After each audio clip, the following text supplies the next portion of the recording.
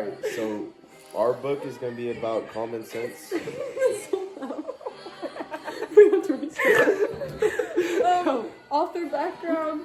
Thomas Paine was born in Thetford, England. He attended school until the age of 13 to help his father.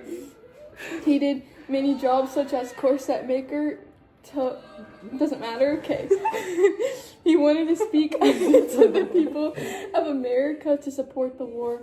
Through common sense, Paine captivated the hearts of the people to support the war. Next. Historical context. Common Sense was written in Philadelphia, Pennsylvania in January 1776.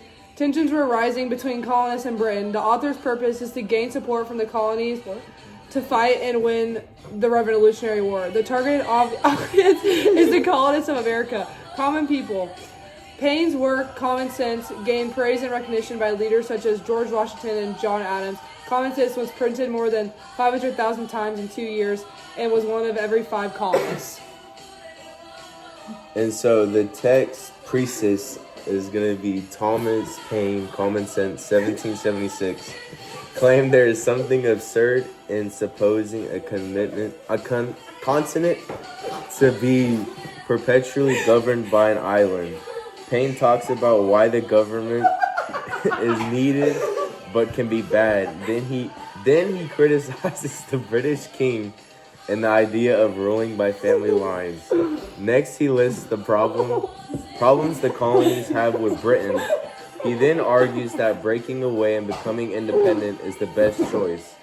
Paine uses persuasive arguments to gather support and dissuade opposition towards the Revolutionary War. The author's purpose is to persuade the colonists to support having independence from Britain in order to win the Revolutionary War. The intended audience is targeted at the colonists of America, common people.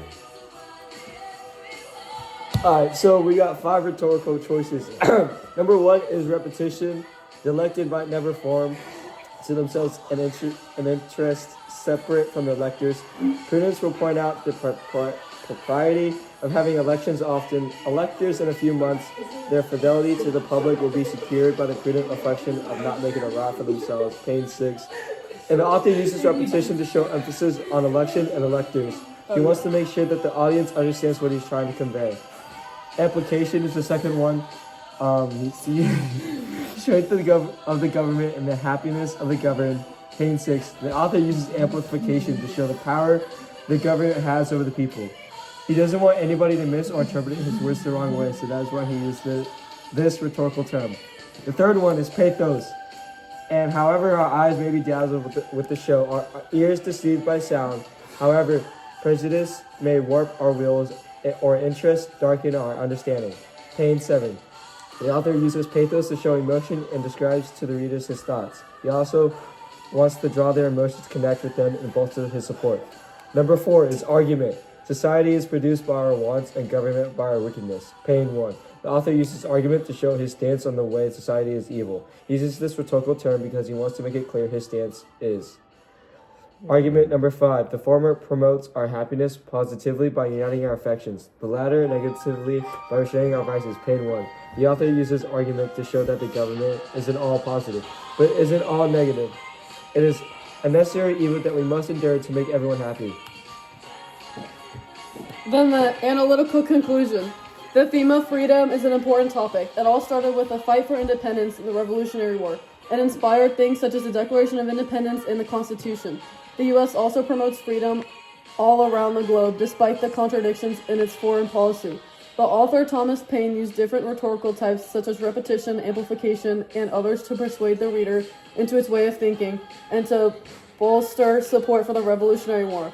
Paine argued that all the government was at best a necessary evil designed to bring freedom and security to the people in the absence of perfect virtue. The most natural government he proposed was a legislative body of elected officials. The British Constitution was burdened by the crown and parade, therefore imperfect, subject to convulsions, and incapable of producing what he seems to promise. He also used rhetoric to highlight his words and meanings so the reader could fully grasp why he had written the sentences the way he did. Common Sense was an instant success, winning praises from many of the nation's leaders, including George Washington. The audience, colonists applauded Paine's work. Common Sense and Paine found support he needed for the war. And this is going to be our works cited.